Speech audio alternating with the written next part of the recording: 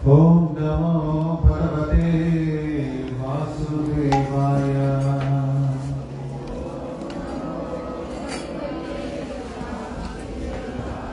ओम नमो भगवते वासुदेवाय।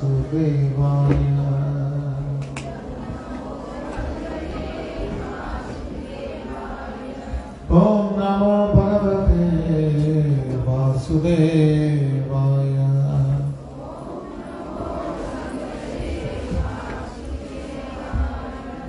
ओम नमो भगवते गौरचंद्राय।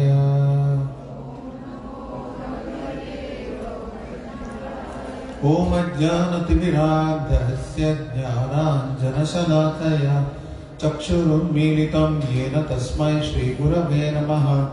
श्रीचैतन्यमनोभीष्टं स्थापितं येन भूतले स्वयं रूपकदा मह्यं ददाति स्वपदान्तिकम्। वन्देऽहं श्रीगुरुं श्रीयुतपदकमलं श्रीगुरून् वैष्णवांश्च श्रीरूपं साग्रजातं सहगण रघुनाथान्वितं तं सजीवं साद्वैतं सावधूतं परिजनसहितं कृष्णचैतन्यदेवं श्रीराधा कृष्णपादान् सहगण ललिता श्रीविशाखान्वितांश्च। हे कृष्ण करुणा सिंधो दीनबंधो जगत्पते गोपेश गोपिका कांत राधा कांत नमोस्तुते। तप्त कांचन गौरांगी राधे वृंदावनेश्वरी वृषभानुसुते देवी प्रणमामि हरिप्रिये। वाञ्छाकल्पतरुभ्यश्च कृपा सिन्धुभ्य एव च पतितानां पावनेभ्यो वैष्णवेभ्यो नमो नमः। जय श्री कृष्ण चैतन्य प्रभु नित्यानंद श्री अद्वैत गदाधर श्रीवासादि गौर भक्त वृंद। हरे कृष्ण कृष्ण कृष्ण हरे हरे हरे राम राम राम हरे हरे। मूकं करोति वाचालं पंगुं लंघायते गिरिं यत्कृपातमहं वन्दे श्रीगुरुं दीनतारिणं परमानंद माधवं श्री चैतन्य ईश्वरं। नमो विष्णुपादाय कृष्णप्रेष्ठाय भूतले श्रीमते भक्तिवेदांत स्वामिन् इति नामिने। नमस्ते सारस्वते देवे गौरवाणी प्रचारिणे निर्विशेष शून्यवादी पाश्चात्य देशतारिणे।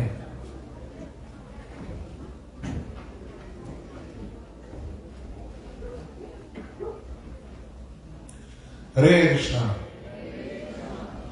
जगन्नाथ बलदेव सुभद्रा शीस्तु दर्शन की, स्नान यात्रा महामहोत्सव की। जगन्नाथ जी का आज आविर्भाव दिवस है। Like happy birthday Jagannath. Jagannath ji ने स्वयं बताया है स्कंद पुराण में और पुरुषोत्तम धर्म में वर्णन आता है कि परम भगवान ने बताया था कि इसी प्रकार मेरे आविर्भाव दिवस के दिन आपको अभिषेक करना है जगन्नाथ जी का, क्योंकि साल में एक दिन ऐसा है जबकि वैसे तो जगन्नाथ जी के छोटे डिटीज को थोड़ा क्लीन किया जाता है, ये सब होता है, लेकिन मुख्य अभिषेक पूर्ण अभिषेक बड़े डिटीज का विजय विग्रह ने जो प्रदर्शन विग्रह है, दर्शन विग्रह है, उनका भी अभिषेक होता है। और आपने देखा कि परम भगवान जगन्नाथ जी कितने पतित पावन हैं।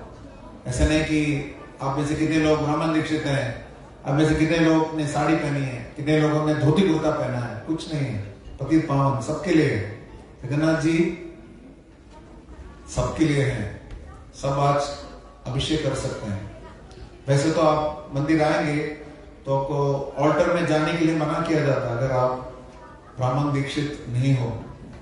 दीक्षित जन्म से कोई ब्राह्मण नहीं होता, दीक्षा से अगर ब्राह्मण है तो अनुमति मिलती है। लेकिन आज के दिन ऐसा कोई विधि विधान नहीं है, पूरी तरह खुल के कृपा मिलती है।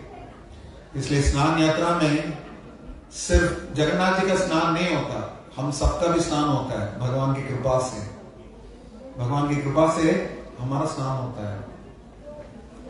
तो ये त्योहार जो है, ये महोत्सव, ये समारोह जो है, वैसे तो लाखों करोड़ों साल पुराना है। सत्ययुग में सर्वप्रथम बताया जाता है कि एक राजा थे अवंतिका, उज्जैन में, जहां पर संदीपनी मुनि का आश्रम था, जहां पर परम भगवान श्री कृष्ण बलराम ने अपनी शिक्षा प्राप्त करी थी। वहां पर रहते थे महाराज इंद्रद्युम्न और उनकी धर्मपत्नी गुंडीचा। और कुछ अतिथि आए थे। अतिथि मतलब जो समय से नहीं आते, अतिथि, उनको कोई प्लानिंग नहीं, अचानक आ गए।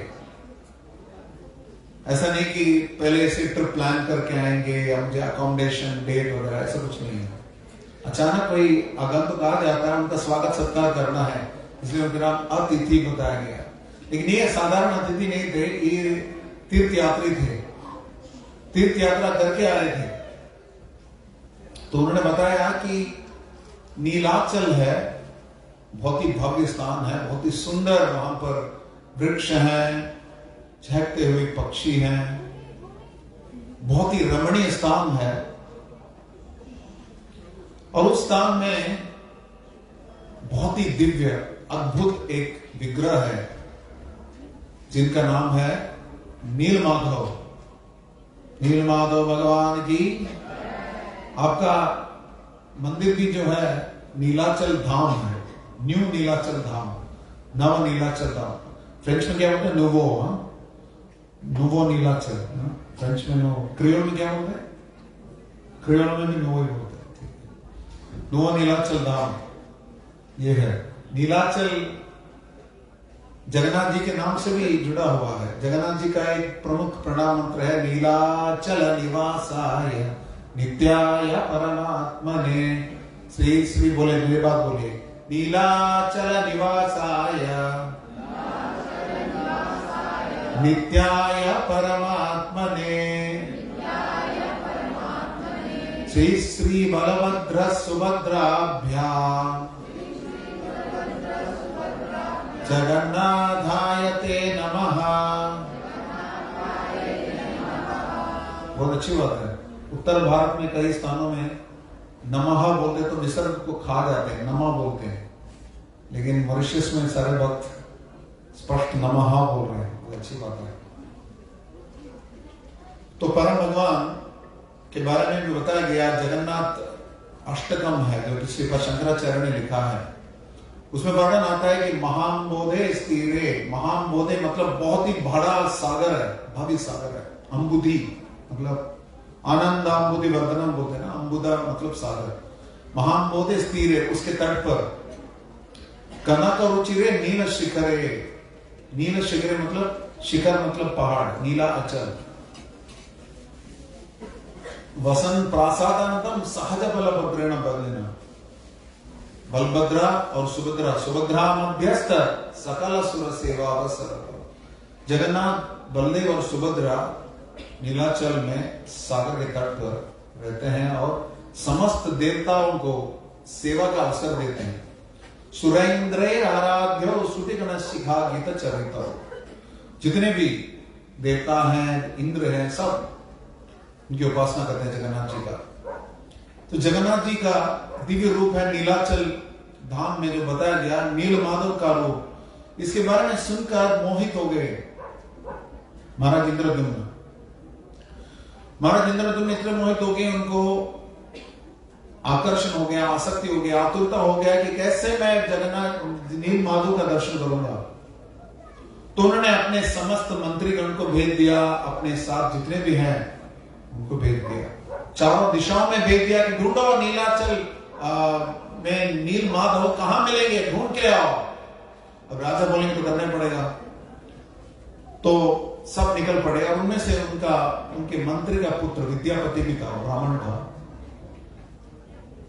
निकल पड़ा था। ब्राह्मण मतलब सिर्फ जन्म से नहीं, उसका कर्म से भी ब्राह्मण था। शास्त्रों का अध्ययन उसने किया था, सुंदर, सुशील और सौम्य था और निकल पड़ा। और उन्होंने डेडलाइन दिया था 3 महीने का। अभी पता नहीं 3 महीना क्यों कहा, लेकिन 3 महीने का डेडलाइन दिया, 3 महीने के अंदर ढूंढ के लाओ। तो 3 महीने में बाकी सब इधर उधर ढूंढे, पहुंच नहीं पाए, लेकिन जो पूरब और उत्तर पूर्व की दिशा में, पूर्व दिशा में जो गए थे विद्यापति, वो अंततोगत्वा एक गांव में पहुंचे और वहां पर वो रात को रुकना चाहा उन्होंने।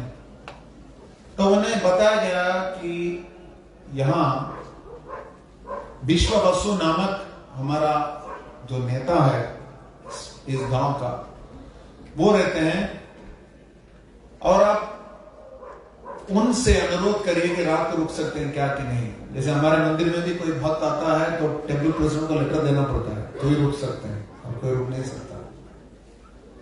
तो उनसे पूछने के लिए बताया गया और ये बताया गया कि वो सबका स्वागत करते हैं, वैसे बहुत सुंदर स्वागत सत्कार करते हैं, इसलिए आप उनसे बात करिए। उनके घर पे पहुंचे तो उनकी बेटी थी वहां पर, जिनका नाम ललिता था,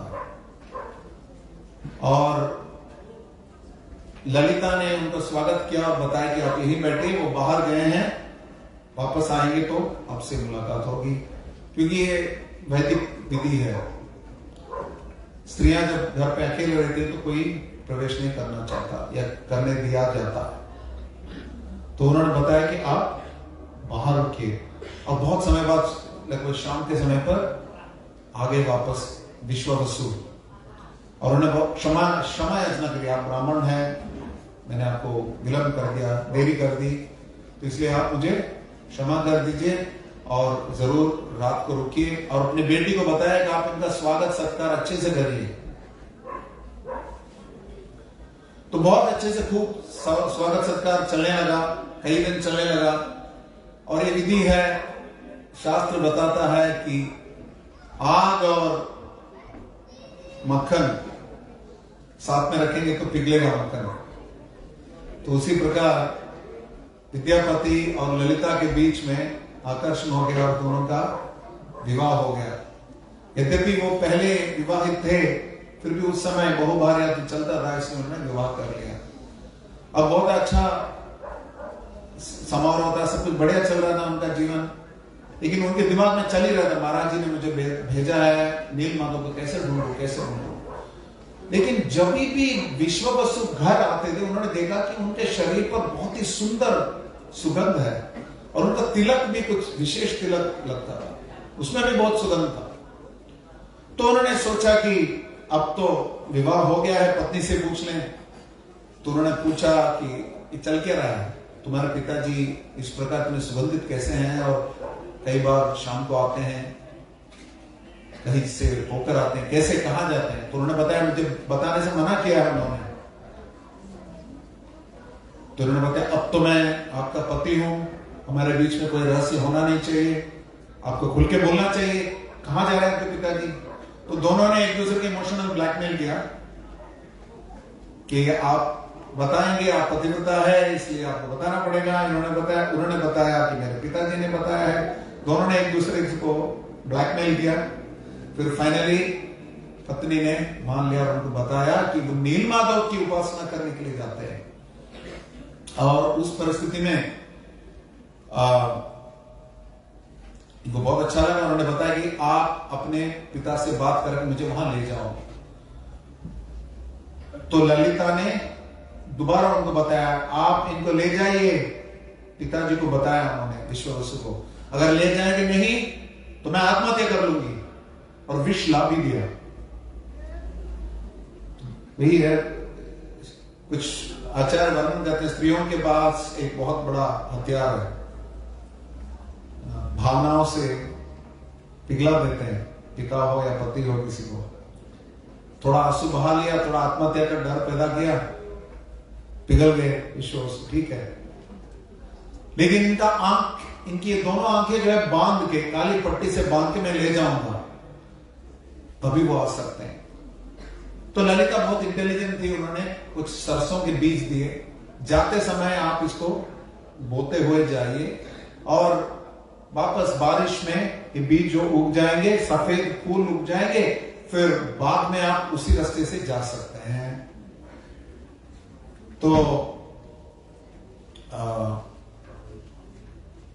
निकल पड़े। विद्यापति को गाड़ी में लेकर जिग जैग ऐसे लेके गए, डायरेक्ट डायरेक्शन से नहीं गए, लेकिन ये भी इंटेलिजेंट है, रास्ते में बीज बोते रहे सरसों के।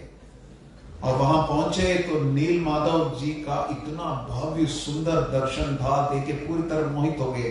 ये कृष्ण की तरह त्रिभंग ललित श्याम सुंदर कृष्ण नहीं थे, ये श्रीमद नारायण के रूप था, श्रीमद नारायण का ही रूप थे। तो इस परिस्थिति में विद्यापति को बताया आप यही रुक जाइए, मैं जाके पूजा की सामग्री ले आता हूं। ये बोलकर उनके ससुर जी विश्वावसु वहां पे चले गए। और उस समय गए तो इन्होंने देखा कि कितने सुंदर हैं भगवान, इनको कैसे छोड़ दूं मैं, और इनको ले जाना भी है, कैसे संभव है करके। और इतने में देख रहे थे वहां पर चक्र तीर्थ था, एक तालाब जैसा था, उसमें एक बहुत बड़ा पेड़ था, कई मील लंबा। तो उस पेड़ के डाली पर एक कौवा सो रहा था। अभी पता नहीं मैंने कौवे को कभी लेट के, कभी किसी ने देखा कौवे को सोते हुए? पता नहीं लेटता है बैठता है पता नहीं, लेकिन सोते सोते वो गिर गया, तालाब में गिर गया, तीर्थ में गिर गया तो फिर क्या हुआ? अचानक उसके चतुर्भुज रूप प्रकट हो गए और बिल्कुल उस आत्मा का उद्धार हो गया। गरुड़ जी स्वयं वैकुंठ से आए और उसको लेकर वैकुंठ चले गए। तो विद्यापति इसको देख पूरी तरह हैरान हो गए, ये क्या है? कौवा तक भगवत धाम चला गया और मैं यहां क्या कर रहा हूं? तथाकथित ब्राह्मण। तो उन्होंने तुरंत सोच लिया, अब मैं कुछ नहीं चाहता, मुझे तो वैकुंठ जाना है। अब मैं इस पेड़ के डाली पे चढ़ूंगा और मैं तुरंत आत्महत्या कर दूंगा और मैं भी वैकुंठ चला जाऊंगा। तो चढ़ रहे थे तो अचानक अशरीरी आए। अशरीरी मतलब शरीर नहीं, सिर्फ आवाज है, इसलिए अशरीरी बोलते हैं। आकाश से एक आवाज है और बोले कि तुम्हारे लिए अच्छा नहीं है, तुम ऐसे मत करो, सब कुछ समय आने पर सब ठीक हो जाएगा, तुम अपनी सेवा करते रहो। कभी कभी हमारे जीवन में समस्या होती है तो सीनियर वैष्णव या गुरु हमें बताते हैं भक्ति करते रहो, सब ठीक हो जाएगा। ठीक उसी प्रकार उन्होंने बताया और विश्ववसु वापस आए, बहुत सुंदर भव्य तरीके से दोनों ने पूजा करी, वापस आंख बांध के ले आए। लेकिन दोबारा समस्या हो गई। महाराज जी ने तो बोला, इंद्रद्युम्न महाराज ने, तो विद्यापति ने बताया, अपनी वाइफ को दोबारा बताया, दोबारा अपने पिताजी से बोलो कि ये विग्रह जो है देना है हमें, महाराज को भेंट समर्पित करना, कि महाराज जी नील माधव की उपासना करना चाहते हैं। लेकिन इतने में विश्ववसु को डर भी लग गया कि दोबारा इन्होंने दर्शन कर लिया तो हो सकता विग्रह अप्रकट हो जाए या कोई आके लेके चले जाए इसको, तो इसलिए उनको घर पे बंदी बना दिया,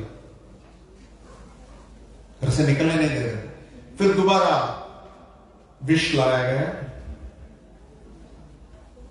ललिता वापस विष लेके आ गए। पिताजी आप इनको बंदी बना के रखे हो, आप इनको राजा के पास जाने दीजिए, वहां से वो पधारेंगे तो उपासना करेंगे नील माधव की, उनको लेके जाएंगे, नहीं तो मैं दोबारा, मैं आपको धमकी दे रही हूं, धमकी नहीं चेतावनी दे रही हूं, तुरंत मैं विष खा लूंगी। और पिघल गया दिल विश्ववसु का। तो विद्यापति गए, इंद्रद्युम्न महाराज को बताया, दिख गए नील माधव, दिख गए। जैसे योगपीठ चैतन्य महाप्रभु का जन्म स्थान जो है देखने के लिए जगन्नाथ दास बाबा जी महाराज को टोकरी पे लेके गए थे, उनके शिष्य बिहारी 140 साल के थे, बिल्कुल झुका हुआ था, पीठ ऐसा था, आंखों को ऐसे उठा के देखना पड़ता था, आईलिड्स गिर गए। लेकिन जैसे ही उन्होंने देखा चैतन्य महाप्रभु का आविर्भाव स्थान, उसको देख के तुरंत कूद पड़े, छलांग लगाया, लंबे लेंथ के हो गए जयित्व निमाय जन्मस्थान बोलते हुए, ये तो निमाय का जन्मस्थान है। इस प्रकार ठीक उसी प्रकार जब आनंदित हो गए, उनको पता चला कि नीलमाधव दिख गए, नीलमाधव दिख गए, बताया। और फिर महाराज इंद्रद्युम्न ने अपने पत्नी, मंत्री, सेना, संतरी सब लेके निकल पड़े। पूरा देश निकल गया लगभग दर्शन के लिए। अब क्लाइमैक्स शुरू होता है, सस्पेंस है। अचानक ऐसा हुआ कि वहां पहुंचे तो देखा कि वो स्थान पूरी तरह गायब हो गया। वहां पे कोई नीलमाधव नहीं थे, ना ही कोई सरसों के पौधे उगे थे। सब कुछ वहां से लुप्त हो गया, कुछ नहीं दिख रहा था। तब दोबारा एक वाणी सुनाई दी, हंसी आकाशवाणी, कि मैं दोबारा प्रकट होऊंगा सागर में, एक काष्ठ के रूप में प्रकट होऊंगा। उससे तुम मेरे 4 रूप में उनको तराशो, जगन्नाथ, बलदेव, सुभद्रा, सुदर्शन के रूप में मैं प्रकट होऊंगा। इसलिए तुम वापस चले जाओ और उस समय की प्रतीक्षा करो। और जैसे ये बताया, उनको तुरंत ब्रह्मा जी जो है प्रकट हुए वहां पर। ब्रह्मा जी उनको लेकर वैकुंठ चले गए। वैकुंठ चले गए, आप कुछ समय के लिए नीलमाधव का दर्शन कर लो करके। अभी समय क्या है, जैसे चींटी का समय, वो पूरा जीवन कितना बताता होगा, मुश्किल से वो 2 या 3 महीना जिंदा रहेगा चींटी का, हो सकता 6 महीने। लेकिन उस 6 महीने के अंदर उसका पूरा लाइफ चला जाता है। या कुछ ऐसे कीड़े हैं, अभी बारिश हुआ है, बारिश में कुछ कीड़े आते हैं, रात को पैदा होते हैं, रात को बच्चे पैदा करते हैं, रात को ही मर जाते हैं, हो गया उनका लाइफ खत्म। उनको हमारा जीवन देखेंगे तो उनको लगेगा, अरे बाप रे, मनुष्य का जीवन इतना लंबा है, वो समझ में नहीं आएगा। अभी इसी प्रकार देखेंगे तो ब्रह्मा जी का जीवन 311 ट्रिलियन ईयर्स का है, मतलब 3 मील 51 खरब 20 अरब करोड़, इतने साल क्या है उनकी आयु। तो इस परिस्थिति में वो ब्रह्मा जी कौन है? परम भगवान श्री कृष्ण के विस्तार, बलराम के विस्तार, प्रद्युम्न, संघर्षण, वासुदेव, अनिरुद्ध के विस्तार, द्वितीय चतुर्युग के विस्तार, नारायण के विस्तार, 3 पुरुषावतार के विस्तार, गुणावतार जब आते हैं तब बनते हैं ब्रह्मा जी। अर्थात भगवान के विस्तार के विस्तार के विस्तार के विस्तार के विस्तार के विस्तार के विस्तार के विस्तार के विस्तार का एज 311 ट्रिलियन है। तो भगवान को क्या होगा सोचिए। यस्यै गणेश्वसित काल बधावलंब्या जीवन्ति लोम विरजा जगदण्डनाथा या यत्कारणात् नवजले भजति स्म योग निद्रामनन्त जगदण्ड सरोमकूपा। परम भगवान महाविष्णु जब शयन करते हैं कारण सागर में, उनका श्वासोच्छ्वास से असंख्य ब्रह्मांड उत्पन्न होते हैं। श्वास छोड़ते हैं तो ब्रह्मांड उत्पन्न होते हैं रोमकूप से निकलकर उनके। और जैसे ही वापस सांस अंदर ले जाते हैं, ब्रह्मांडों की समाप्ति हो जाती है।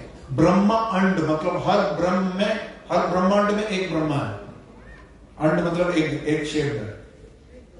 सोचे भगवान की आयु किस प्रकार है और भगवान के धाम में समय कैसा होगा।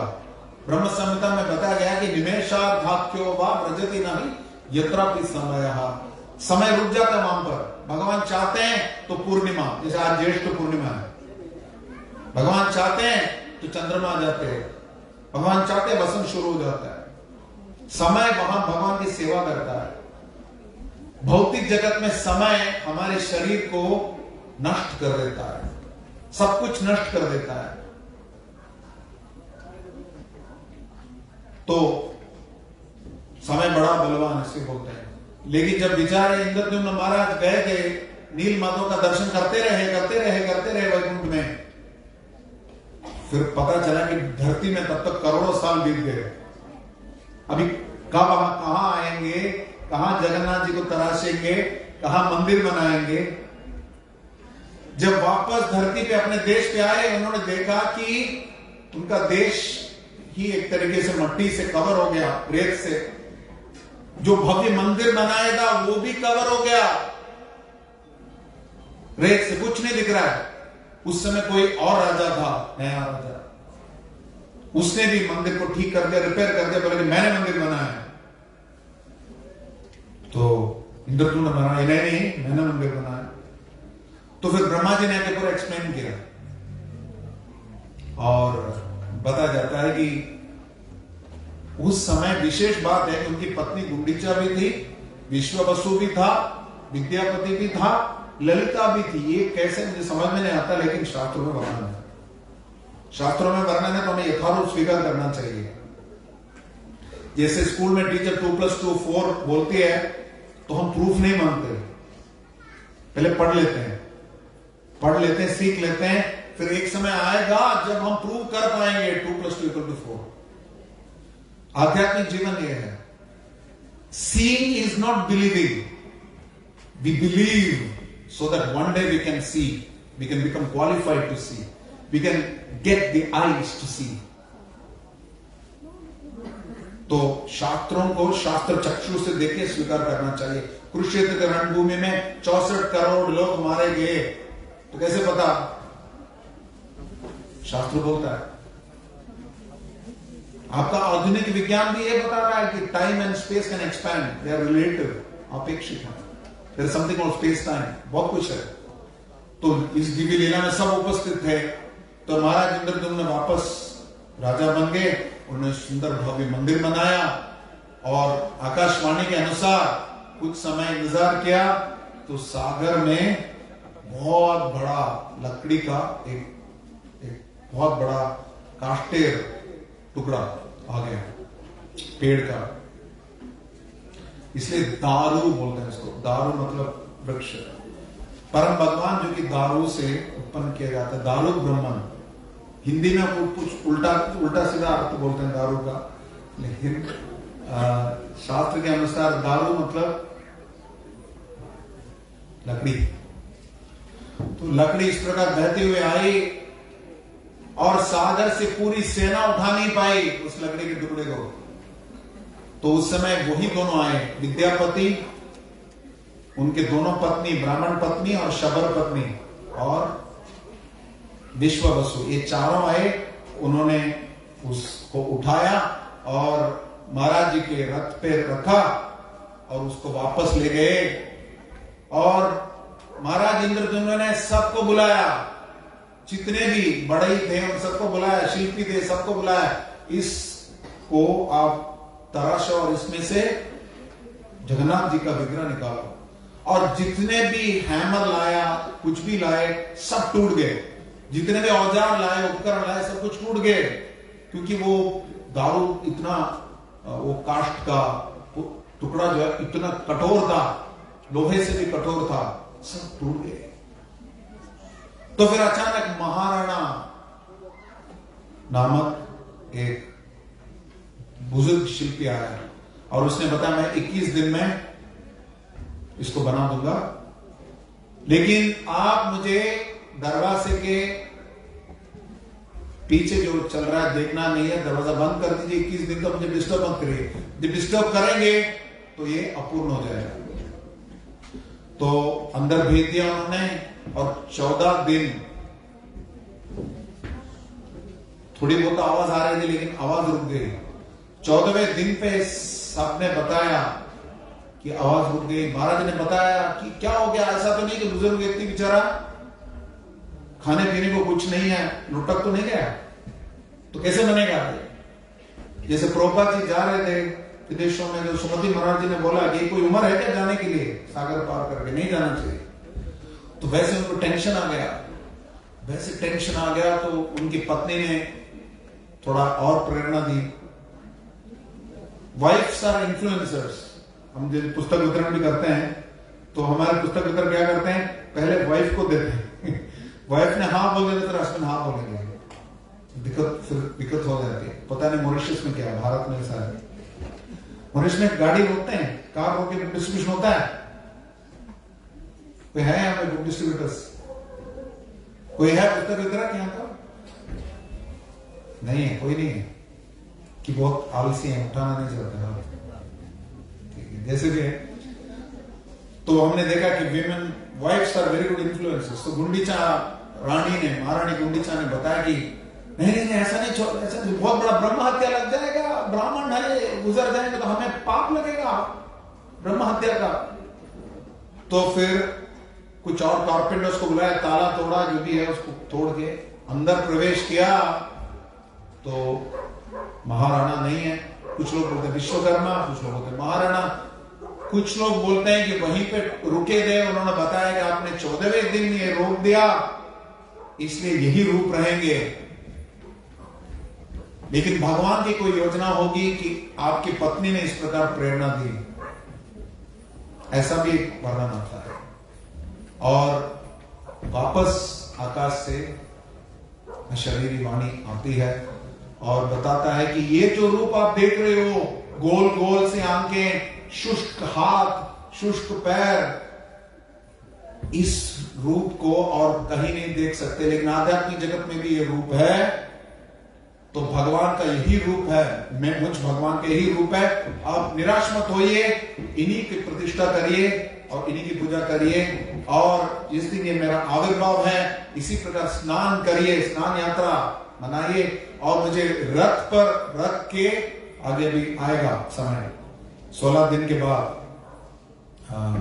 अभी तो ज्येष्ठ पूर्णिमा है, ज्येष्ठ अमावस्या को अगला फेस्टिवल आएगा और उसके बाद रथ यात्रा, जगन्नाथ रथ यात्रा महोत्सव की।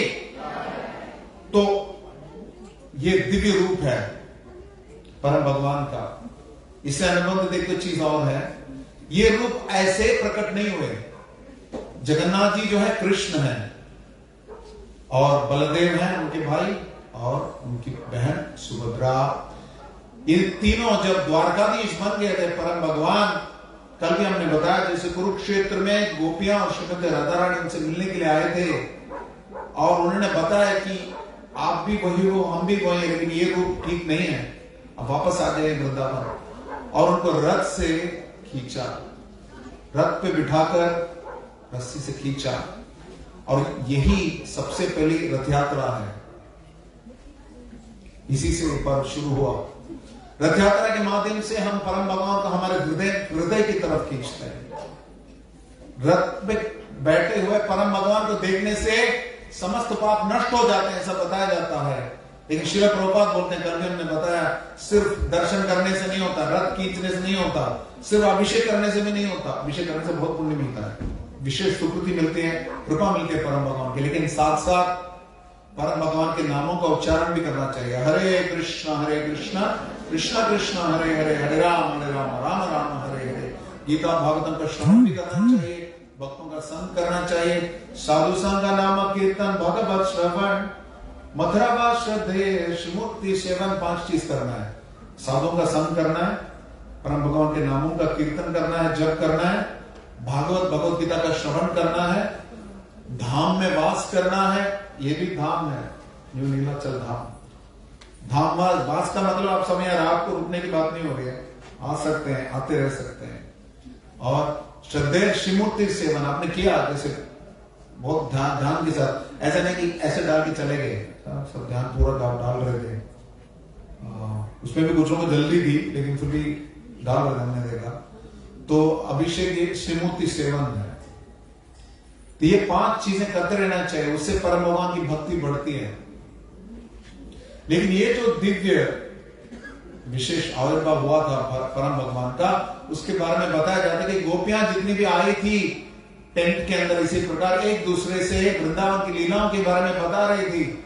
और जगन्नाथ, बलदेव और सुभद्रा बाहर खड़े खड़े सुन रहे थे। सुनते सुनते सुनते सुनते भाव विभोर हो गए, उनकी आंखें बड़ी हो गई, हाथ अंदर घुस गए, खिंच गए, पैर भी खिंच गए। ये एक वर्णन आता है। दूसरा वर्णन आता है जब माता रोहिणी, जो कि एकमात्र व्यक्ति थी जो कि द्वारका में भी थी वृंदावन से, उन्होंने द्वारका की समस्त पटरानियों को परम भगवान की लीलाओं का वर्णन किया, करना शुरू किया। और बाहर सुभद्रा जी को खड़ा कर दिया प्रहरी के रूप में, पहरेदार के रूप में, किसी को आने मत देना। उसी समय सुभद्रा जी सुन के भाव विभोर हो गए और उनकी आंखें भी बिल्कुल सौसर की तरह हो गई और हाथ अंदर घुस गए, क्योंकि भाव विभोर हो गए, अष्ट सात्विक जागृत हो गए। और थोड़ी देर बाद बलदेव जी वहां आए, उनका भी यही हाल है। फाइनली द्वारकाधीश कृष्ण पहुंचे, वो भी खड़े हो गए, वो भी इसी प्रकार के हो गए। तो ये वो दिव्य रूप है जो आध्यात्मिक जगत में भी है, जिसको महाराणा ने यहां पर तराशा। अपूर्ण रूप लगता है, भले ही देखने में लगता है ये क्या रूप है, अपूर्ण है, लेकिन बहुत ही दिव्य रूप है परम भगवान का। जगन्नाथ जी के लिए बहुत ही दिव्य रूप है, सुंदर रूप है। और रथ यात्रा के दिन और ये जितने भी 15-16 दिन जो है, अभी परम भगवान को रात में नहाए, ये भी बारिश में हमने बढ़िया पानी डाल दिया भगवान को। कितने लोग ठंडे पानी में नहाते हैं रोज? हाथ ऊपर भी, विंटर में भी। इसने चेक किया और बोल दिया लेकिन सुदर्शन के बारिश शुरू हो गई। किसी भी फेस्टिवल में बारिश आती है परम भगवान की, इंद्रदेव प्रसन्न होते हैं। तो जगन्नाथ जी को जब स्नान किया जाता है तो बुखार पड़ जाता है, उनको ज्वर आ जाता है, इसको अनवसर बोलते हैं। तो अगले 15 दिन जो है जगन्नाथ जी के दर्शन नहीं मिलेंगे। उनको विशेष दिव्य जड़ी बूटियों से दवाई दी जाती है और उनके लिए विशेष भोजन बनता है सबर जाति से, जो कि तथाकथित अनुसूचित जाति है या अनुसूचित वर्ग है, ब्राह्मण नहीं है, निम्न वर्ग के हैं, शूद्र से भी नीचे हैं।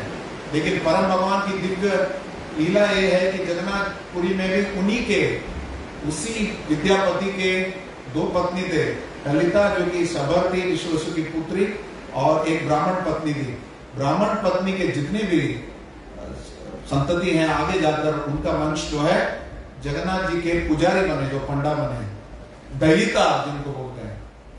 और जो भी शबर थे, जो भी दूसरी पत्नी ललिता के पुत्र थे, उनको उससे भी दिव्य उपलब्धि मिली। परम भगवान जगन्नाथ जी के लिए भोजन वही बनाते हैं, आज भी वही बनाते हैं। तो जगन्नाथ जी की सेवा आत्माएं करती हैं, ना कि शबर या ब्राह्मण। जगन्नाथ जी परम भगवान है, तो उनकी सेवा उनके अंश करते हैं, इसमें कोई जात पांत कुछ नहीं। इसलिए साल में एक बार परम भगवान स्वयं निकल के आते हैं, सब उनका दर्शन कर सकते हैं, सब उनका रथ खींच सकते हैं। और ये 15-16 दिन बहुत अवसर देते हैं, अनावसर में सेवा का अवसर देते हैं, अनावसर बोला जाता है। बुखार है, आप टच करके देखोगे जगन्नाथ जी को बुखार होगा, लेकिन हम टच करने नहीं देंगे क्योंकि पीछे होंगे।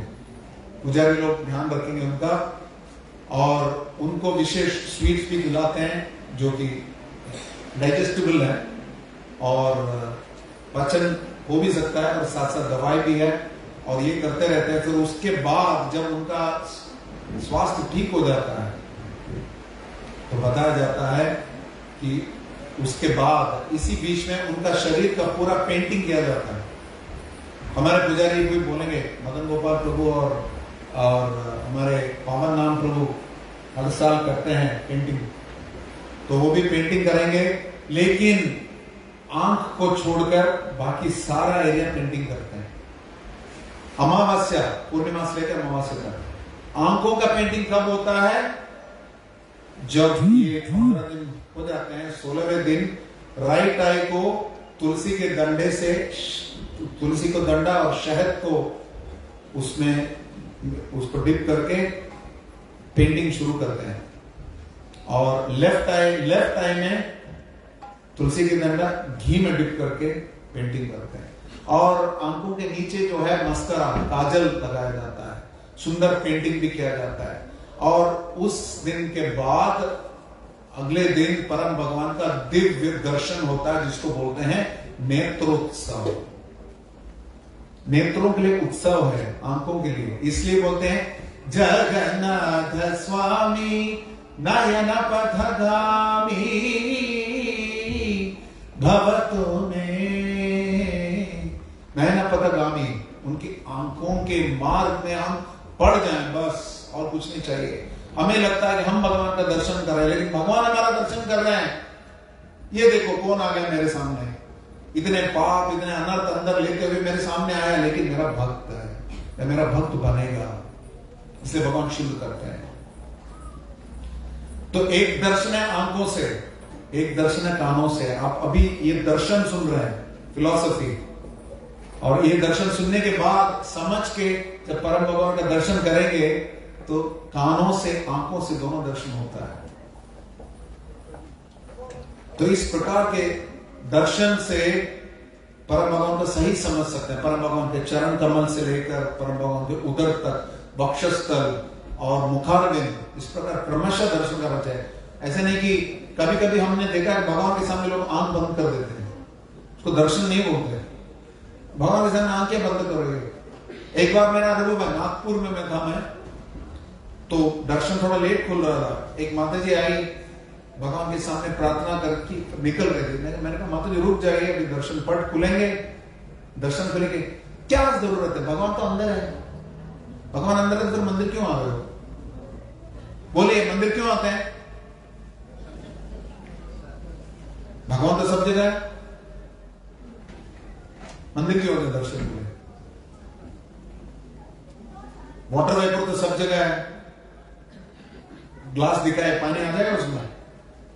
टीवी सिग्नल सब जगह है, तो भी टीवी से क्यों रखते हैं? यहां पे पोस्ट बॉक्स होता है मॉरिशस में, डाक पेटी। डाक पेटी में आप डाक डालोगे तो उचित पते पे पहुंचेगी। ठीक उसी प्रकार मंदिर में आके आप उसी भगवान को देखोगे, उनकी सेवा करोगे, उनको कुछ अर्पित करोगे तो उन तक पहुंचेगा। इसलिए प्रभुपाद ने उदाहरण बताया। तो इसलिए मंदिर आना बहुत ही आवश्यक है, भक्तों का संग करना। भक्तों के संग में भगवान के बारे में समझ में आता है। भक्तिश्व भगवत भक्त संगे न परिचार्यते, भक्तों के संग से भक्ति मिलती है।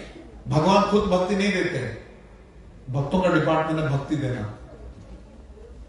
तो इसलिए ये सुंदर त्योहार आयोजित किए जा रहे। आज देखिए इतने सारे लोगों ने डायरेक्टली भगवान की सेवा करी, बहुत ही wonderful, you manage so beautifully.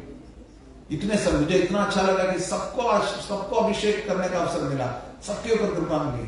I want to thank the temple management for the wonderful organisation, Madan Gopal Prabhu and Murtiman Prabhu and Pavanram Prabhu and their respective families also. The families are also completely engaged. इसके अतिरिक्त भी मैंने देखा कई सारे वरिष्ठ वैष्णव, यहाँ पे नारायण प्रभु आए थे फ्रॉम अदर टेम्पल, कल विजय प्रभु आए थे, आज हमने देखा श्वेतदीप प्रभु आए थे, who was in Delhi also long back. Many senior devotees came. तो वैष्णव के संग में सुंदर आयोजित होता है। और भगवान का नेत्रोत्सव के बाद अगले दिन जगन्नाथ रथ यात्रा होती है। तो ये पूरा सिलसिला फेस्टिवल्स का शुरू होता है इस स्नान यात्रा से। और इस्कॉन में 1967 में सैन फ्रांसिस्को में सबसे बड़ी रथ यात्रा, सबसे पहली रथ यात्रा आयोजित की गई कि श्रील प्रभुपाद की शिष्य मालती को किसी हिप्पी स्टोर में एक विग्रह मिल गया। उनको पता नहीं क्या लेके आई, तो उन्होंने प्रभुपाद जी को दिया। प्रभुपाद ने तुरंत प्रणाम किया, बोले he is Lord of the universe, Jagannath, जगत के नाथ। एक ही मिलाकर दो और नहीं है क्या? तो फिर शॉप में गए, कुछ तो वर्णन आता है कि उठा लिया उन्होंने, पैसा नहीं दिया, लेकिन बलदेव सुभद्रा को भी लेके आ गई। और उनके पति श्याम सुंदर प्रभु ने सुंदर उसको तराशा, बहुत ही सुंदर। सबसे पहले जगन्नाथ बलदेव सुभद्रा विग्रह आए। 67 में सबसे पहले रथ यात्रा हुई इस्कॉन के जगत में। वैसे तो 5000 साल पहले ये लीला शुरू होती है एक प्रकार से। जगन्नाथ बलदेव सुभद्रा स्वयं द्वापर युग में ये लीला रचते हैं। लेकिन ये भी वर्णन आता है कि राम जी के समय पर भी काकभूषुंडी जो था उसने दर्शन किया है नील माधव का, और उसी काकभूषुंडी ने कंफर्म किया था इस सब के बारे में, ये जगन्नाथ जी के रथ के बारे में, मंदिर के बारे में और विग्रह के बारे में। तो जगन्नाथ जी का एक बहुत ही दिव्य अद्भुत लीला सुनकर हमें करना क्या है? क्या करना है? बोलो, what is in it for me? कुछ नहीं है। ऐसे दिल्ली से कोई आया बेचारा बोल रहा है, सुन रहा है, ठीक है, क्यों सुन रहा है?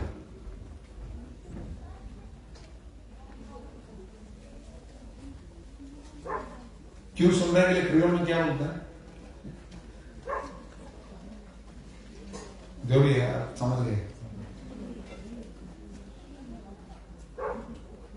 क्योंकि प्रविष्ट करना रंध्रेण स्मरण भव सरोरुहम दुनोति समरम कृष्णा सलिलस्य यथाशरत। मैंने कल परसों में यही बताया था कि परम भगवान की लीलाओं का जब श्रवण करेंगे, प्रविष्ट करना रंध्रेण, कानों से प्रवेश करते हैं वो, कान के छिद्र से। और कहां प्रवेश करते हैं? स्वानम भव सरोरुहम, हमारे हृदय रूपी कमल में परम भगवान प्रवेश करते हैं। और प्रवेश करके क्या करते हैं? जैसे शरद ऋतु में पतझड़ के समय पर जो बारिश होती है, उस समय का पानी सब कुछ साफ कर देता है, ठीक उसी प्रकार परम भगवान की कथा हमारे कानों से प्रवेश करके हृदय में पहुंचती है और हमारे हृदय के अंदर के कल्मश को दूर करती है, गंदगी दूर करती है। हमारे अंदर काम, क्रोध, लोभ, मोह, मद, मात्सर्य सब कुछ है, अलग अलग मात्रा में है, लेकिन 19-20 है, सबके पास है। परम भगवान का जब दर्शन करते हैं, परम भगवान की कथा का श्रवण करते हैं, तो परम भगवान के बारे में और जानते हैं। और इस ज्ञान से श्रद्धावान लभते ज्ञानम, श्रद्धा के साथ जब सुनते हैं तो ज्ञान मिलता है। और इस ज्ञान से क्या होता है? ये ज्ञान जो है दग्ध कर्माणि, हमारे ज्ञानाज्ञा दग्ध कर्माणि, इस ज्ञान के अग्नि में हमारे अंदर के जो कर्म है जल जाते हैं। श्रवणम से शुरू होता है भक्ति की विधि, और भक्ति करने से ब्रह्मा जी बता रहे हैं कर्माणि निर्दहति किंतु च भक्ति भाजम, कर्म जल जाते हैं भक्ति करने से।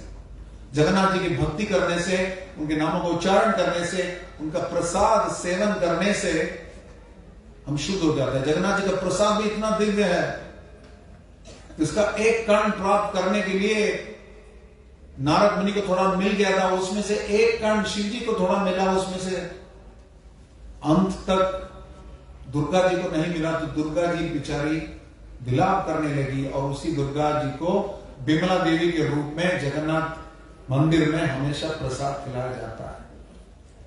जगन्नाथ जी के बाद महाप्रसाद उनको खिलाया जाता है। How much more time?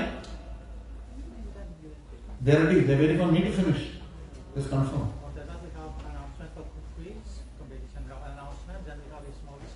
Oh, that you should have warned me. I would have finished earlier also. तो स्नान यात्रा के दिन अभी इतना समय आप पेशेंटली वेट कर रहे हैं, इसके पीछे एक और तात्पर्य है। क्योंकि दर्शन खुलेगा तो जगन्नाथ जी का हाथी वेश होगा। गणपति भट्टा नामक एक भक्त था परम भगवान के, जगन्नाथ जी के बारे में तो सुना था। जगन्नाथ जी के दर्शन के आतुर होकर पुरी में आए, लेकिन साथ साथ थोड़ा उनको आकर्षण भी था गणेश जी के प्रति। उसमें कोई गलत बात नहीं है, पद्म पुराण में भी वर्णन आता है गणेश जी शुद्ध होते हैं परम भगवान के।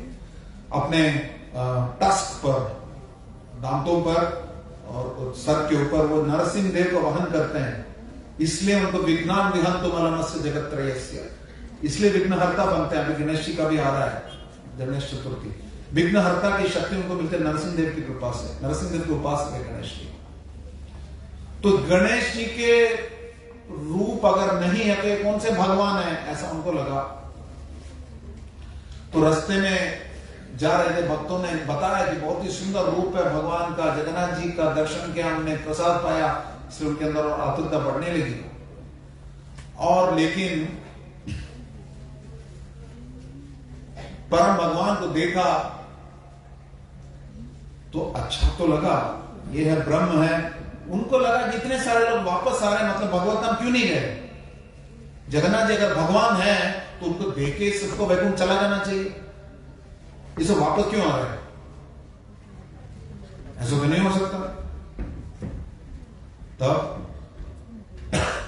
भगवान को देखे चिढ़ गए, वापस चले गए। ये क्या है? आपके गणेश का रूप नहीं है, मैं जा रहा हूं वापस, आप भगवान नहीं है, ब्रह्म नहीं है। भक्तों की लीला है। तो जैसे निकल गए तो उस समय के राजा थे, राजा के सपने में भी भगवान आए कि मेरा भक्त गणपति बड़ जो भाग रहा है उसको वापस लेके आओ, उसको समझाओ। और उसको वापस लेके आ रहे थे। राजा ने बताया कि इस प्रकार है, तो भगवान ने स्वयं उनको ये सूचना दी। इतने सारे लोग मेरे दर्शन के बाद भी वापस इसलिए घर जा रहे हैं क्योंकि वो वापस घर जाना चाहते हैं। जो लोग मेरे धाम आना चाहते हैं वो मेरे धाम आएंगे। देवान देवे जो यान्ति पितरम यान्ति पितरमृता।